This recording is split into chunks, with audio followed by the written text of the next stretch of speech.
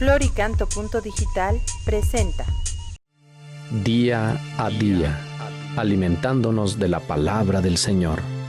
En la voz de Monseñor Enrique Díaz, fortalezcamos nuestra fe. Seamos testigos de Jesús vivo y resucitado. Aliméntame, sáname,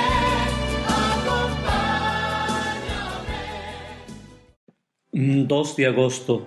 Hoy recordamos a Nuestra Señora de los Ángeles y es el domingo 18º del tiempo ordinario. Evangelio de San Mateo 14, 13, 21.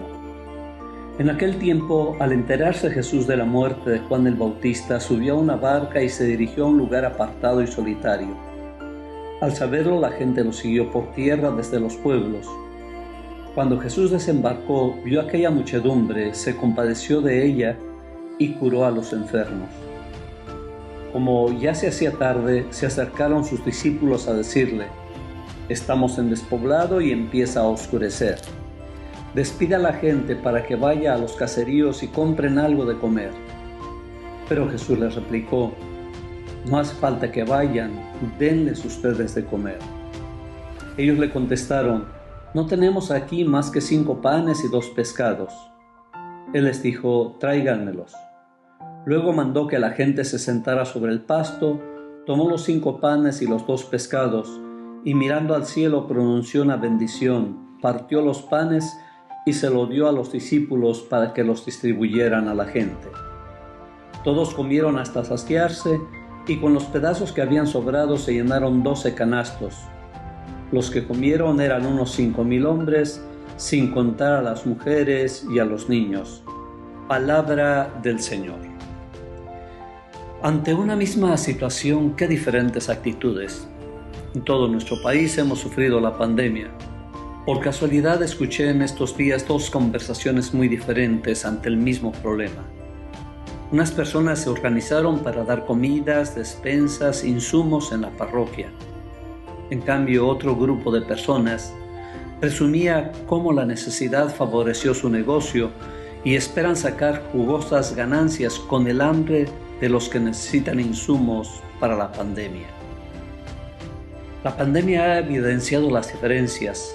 Es insultante el contraste entre los millones de gastos superfluos e innecesarios en armas, protección, propaganda, ruido, mientras niños desnutridos y mujeres anémicas siguen falleciendo en nuestro territorio.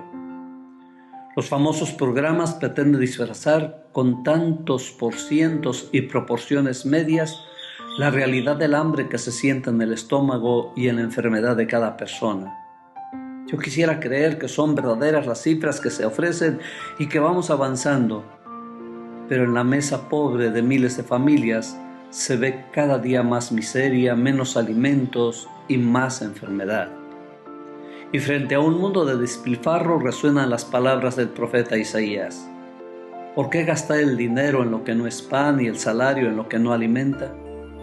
Si lo primero es vivir con dignidad, ¿por qué seguimos las normas de un mundo tan injusto, desequilibrado y superficial? Los milagros de Jesús no tienen solamente como objeto demostrar su divinidad y poder, encierran enseñanzas y nos confrontan con actitudes que tomamos. El milagro no quedará solamente en la bella escena de la multiplicación de los panes que sació a aquella multitud, sino que nos coloca irremediablemente frente a la ola de migrantes, campesinos, obreros, desempleados, que empujados por el hambre parecen desfallecer. Simbólica y muy llamativa la nota que nos describe el momento concreto puesta en los labios de los discípulos. Estamos en despoblado, empieza a oscurecer, no tenemos más que 5 panes y 2 pescados. Ahora podríamos añadir muchísimas más circunstancias que hacen difícil proporcionar alimento a las multitudes hambrientas. La escasez de alimentos, la multiplicación de la población, desplome comercial y un largo etcétera que parecería disculparnos. Pero frente al hambre y la necesidad del hermano, Jesús no admite excusas. No hace falta que vayan, denles ustedes de comer. Jesús no acepta nuestra retirada ni nuestra indiferencia, nos mete de lleno en un problema que es nuestro y frente al cual no podemos estar indiferentes. Los discípulos no adoptan la postura despreocupada de muchos de nuestros contemporáneos que culpan de la pobreza y del hambre a quienes la padecen. Ya San Juan Crisóstomo solía decir que la división de la humanidad en ricos y pobres convierte a unos en inhumanos y a los otros en infrahumanos. Pero ahora todo lo quieren disimular en el anonimato y se piensa que nadie tiene la culpa de todas estas injusticias, como si tuvieran la culpa las leyes naturales y no fuera responsabilidad de la ambición de los hombres. Sin embargo, los discípulos tampoco se quieren hacer responsables y buscan la salida fácil, que cada quien se rasgue con sus propias uñas. Los despedimos y asunto arreglado.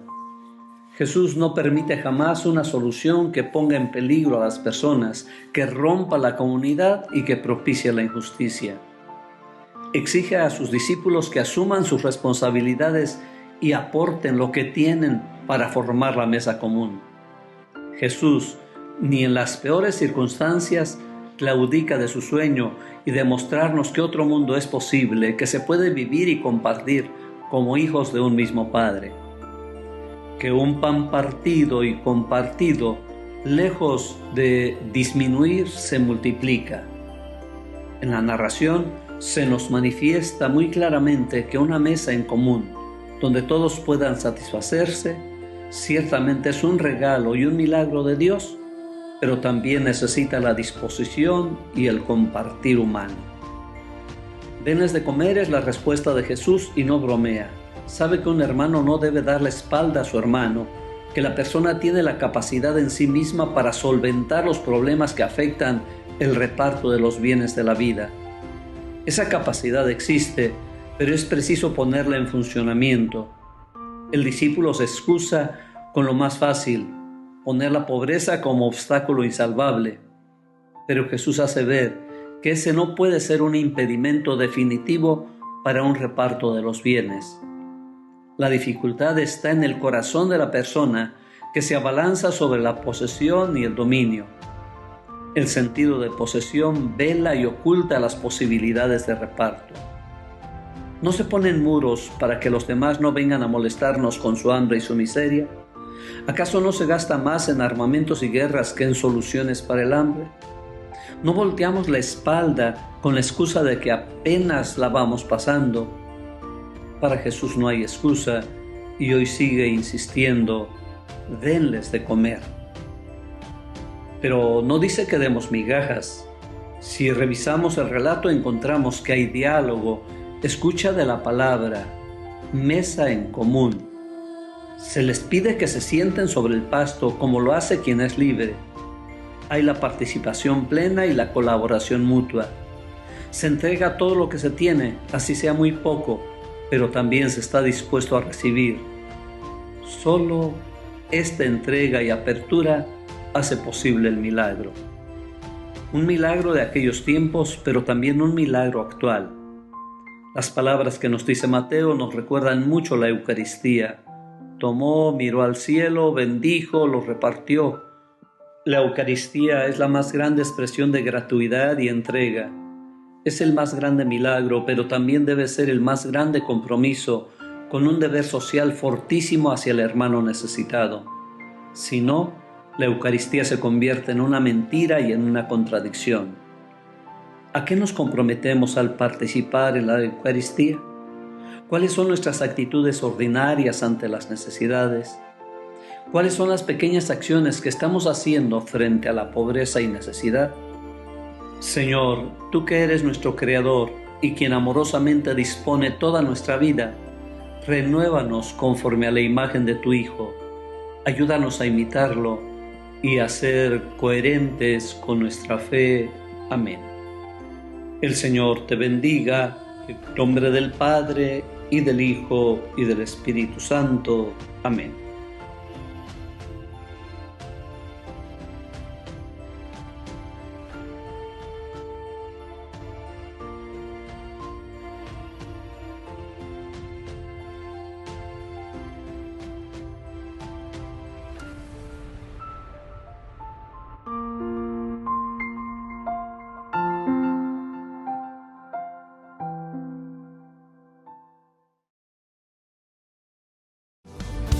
Folclórica.